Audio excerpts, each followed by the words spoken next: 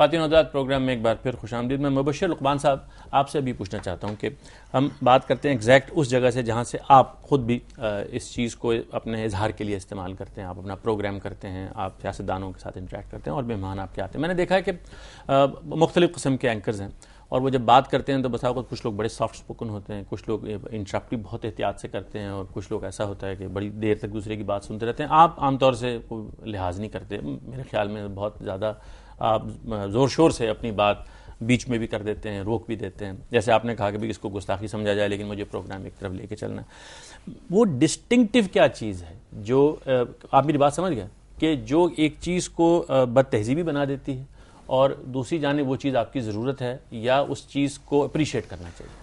پہلی بات تو یہ کہ مجھے آپ لوگوں کی گفتگو ذرا کم سمجھ آ رہی ہے. مجھے تو لگتا ہے یہ ریڈیو تہران کے لیے ہونی چاہیے. کوئی فارسی آپ لوگ بول رہے ہیں, اتنی ثقیل اردو تو کہ زبان کے بارے میں ایک کامنٹ کرنے کی مجھے اجازت دیں. آپ نے پہلے بھی یہ بات کہی تھی. دیکھیے اس بات پر ہمیں افسوس کرنا چاہیے کہ وہ زبان ہم نے اس زبان کو جو ہم نے 10ویں 12ویں جماعت میں پڑھی تھی اس زبان کو بھی ہم نے ٹیسٹ پیپر سے سولوشن سے. میں آپ کو یہی بتانے کی کوشش کر رہا ہوں کہ یہ ایک امپورٹڈ لینگویج تھی جو ہمارے اوپر تھوپ دی گئی. اب آپ چاہتے ہیں کہ میری انگریزی جو ہے وہ اتنی ہی شستہ ہو جتنی ایک کوئنز کے کیولری میں رہنے والے آدمی کی یا عورت کی, تو نہیں ہوگی. پہلی بات. دوسری بات, نہیں اردو تو ایسی تھی. اب آپ کے سوال کا جواب دے دوں کہ مجھے آپ کی اس بات سے اختلاف ہے. دیکھیں پنجاب میں رہنے والا شاعر وہ پنجاب نے سب سے زیادہ شاعری کرتا تھا, فصیح ترین زبان ہے. میں یہ بات مان رہا ہوں کہ دنیا میں یعنی پنجابی شخص نے سب سے زیادہ کنٹریبیوٹ کیا اردو زبان کے لیے, نثر میں بھی شاعری میں بھی. اس کے باوجود یہ ہماری زبان نہیں ہے. اس کو پلیز ہم ایسا کریں, یہ بہت کنٹروورشل ہے. دیکھیں بات سنیں, دنیا پوری کے اندر ایک نیٹو لینگویج ہوتی ہے اور ایک کسی ملک کی لینگوا فرنکا ہوتی ہے.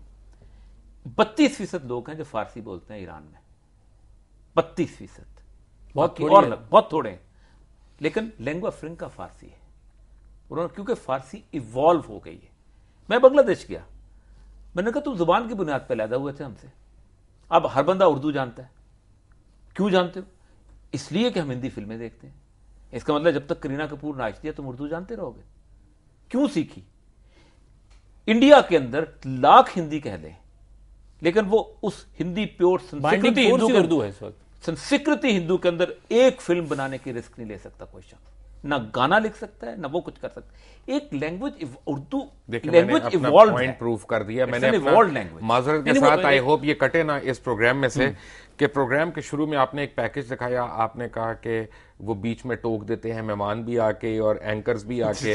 تو یہاں کیونکہ میری بات آپ کو پسند نہیں آئی, آپ نے بھی بیچ میں ٹوکا اور پہلے آپ نے میری بات بھی سننی ہے. آپ نے ایک منٹ, اب آپ پھر کاٹ رہے ہیں. میں نہیں کاٹوں گا, میں آپ اپنے پیکج کو سچ ثابت کر رہے ہیں. پہلی بات یہ لیکن میں آپ کا مقابلہ نہیں کر سکتا. نہیں, الحمدللہ اللہ کا بڑا کرم ہے. آپ کا اپنا مقام ہے, ان کا اپنا مقام ہے, کسی کو کسی کی جگانے کی ضرورت نہیں.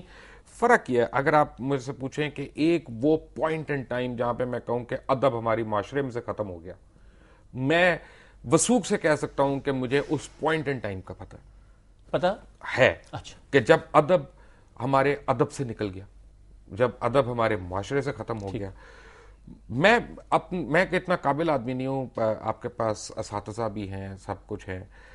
میرا خیال ہے جس دن جوائنٹ فیملی سسٹم کو ہم نے ختم کرنا شروع کیا اس ملک میں, اپنے معاشرے میں, ہم نے ادب و آداب کی بہت سی چیزیں جو ہیں ان کو کھو دیا. کیونکہ میں 24 گھنٹے گھر پہ نہیں ہو سکتا, مجھے حصول رزق کے لیے میرے آکوپیشنل ہیزرڈ ہے, مجھے پھرنا بھی ہے. اب میرا بیٹا جو 10 سال کا ہے یا میری بیٹی جو 8 سال کی ہے, اگر فرض کرو اس کی ماں سو رہی ہے تو وہ بچے تو اس وقت جاگے ہوئے ہیں. ان کو نہ کوئی نانا, نہ کوئی نانی, نہ کوئی دادا, نہ کوئی دادی, نہ کوئی چچا, نہ کوئی پھپھی, وہ جو ان کے ساتھ ایک ان کی ایگریشن شیئر کر لیتے تھے, ان کو گائیڈ کر لیتے تھے, ان کو ڈیفرنٹ ایکٹیویٹی میں لگا لیتے تھے. یہ جوائنٹ فیملی سسٹم جب تک رہی آپ کے معاشرے میں بڑوں کا ادب رہا ہے, ہمسایوں کا ادب رہا ہے, گلی والوں کا, محلے والوں کا, برادری والوں کا, ہر بزرگ کا ادب رہا ہے. اور آپ دیکھیں جس دن پہلی بے ادبی ہم نے کی ہے کہ میں نے اس گھر میں نہیں رہنا, یہ گھر چھوٹا ہے میرے لیے, یا مجھے ادھر جانا ہے, وہاں سے آپ آج دیکھیں تو آپ معاشرے میں ایک ٹرانسفارمیشن دیکھ لیں گے. اگر آپ اس بیماری کو دیکھیں, میں تو بیماری کہوں گا, یہ جس کا آپ نے ذکر کیا, یہ اینتھروپولوجیکل ہے, ٹھیک, یہ پیتھولوجیکل نہیں ہے. اچھا دیکھیں آپ کی پوری بات میں نے سن لی. میں آپ کی جو وہ ہے نا قومی زبان والے مسئلے کو, وہ ڈائریکٹلی ریلیٹڈ نہیں ہے میرے خیال میں, اور میں اور اوریا صاحب میری کبھی اور کریں گے بات, میں یہ سمجھتا ہوں اس پہ بات الگ سے کریں گے. لیکن اتنی بات ضرور ہے جو ہم ایگری کر رہے ہیں جس چیز میں کہ کوئی تہذیبی تبدیلیاں ہوتی ہیں وہ زبان میں بھی ہوتی ہیں, اور اس کے ساتھ ارتقاء اگر معاشرہ نہیں کرتا تو پھر گڑبڑ ہو جاتی ہے.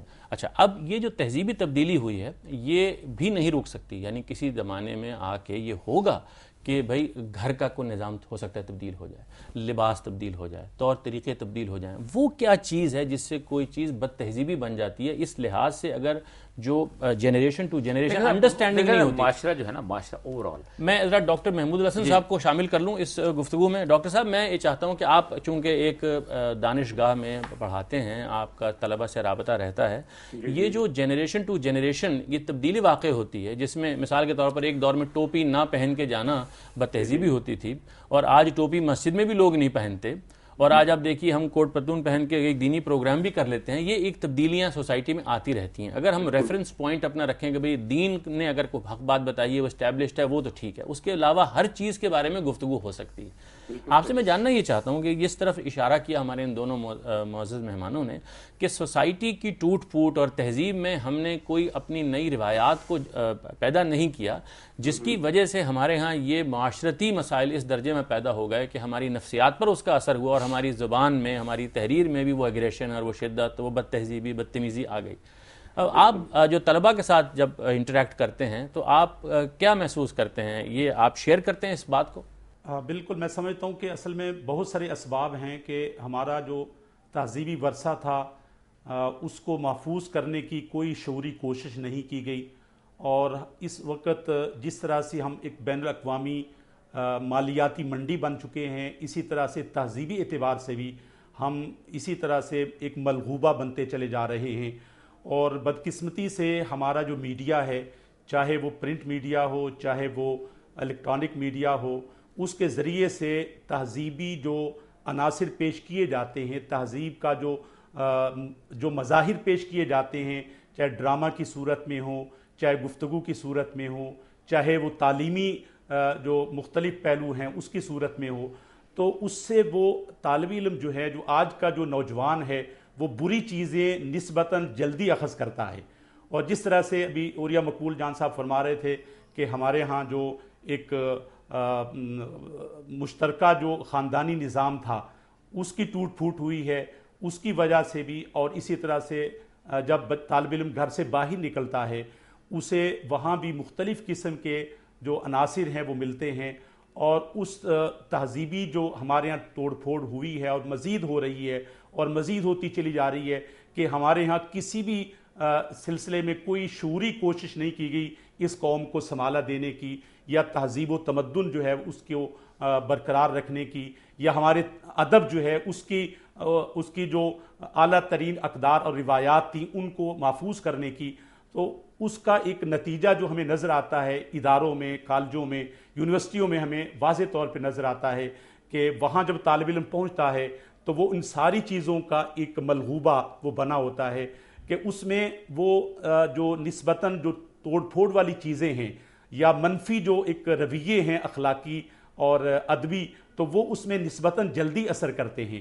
یہی وجہ ہے کہ ہمارے ہاں جو تعلیم ہے, جسے ہم انگریزی میں ایجوکیشن کہتے ہیں, وہ تعلیم جو ہے وہ اپنے اثرات نہیں دکھا رہی, کیونکہ طالب علم جو ہے وہ معاشرے کے جو منفی اثرات ہیں وہ نسبتاً جلدی قبول کرتا ہے. اور کسی بھی سطح پر, چاہے یونیورسٹی کی سطح ہو, چاہے کالجوں کی سطح ہو, چاہے گھر کے اور خاندان کی سطح ہو, وہاں کوئی ایسی شعوری کوشش ہمیں نظر نہیں آتی کہ جس سے ہم یہ سمجھیں کہ یہاں پر باقاعدہ طور پر ایک فکر کا. ڈاکٹر صاحب, آپ بحیثیت استاذ کے آپ سمجھتے ہیں کہ جو ٹیچر کمیونٹی ہے جی اس ملک میں, جو یونیورسٹیوں میں, کالجز میں اساتذہ نے, کیا وہ کردار ادا کیا ہے؟ اور کیا اسی طرح سے دیکھا جائے گا تو معاشرے نے استاد کو وہ کردار دیا ہے کہ وہ یہ کردار ادا کر سکے؟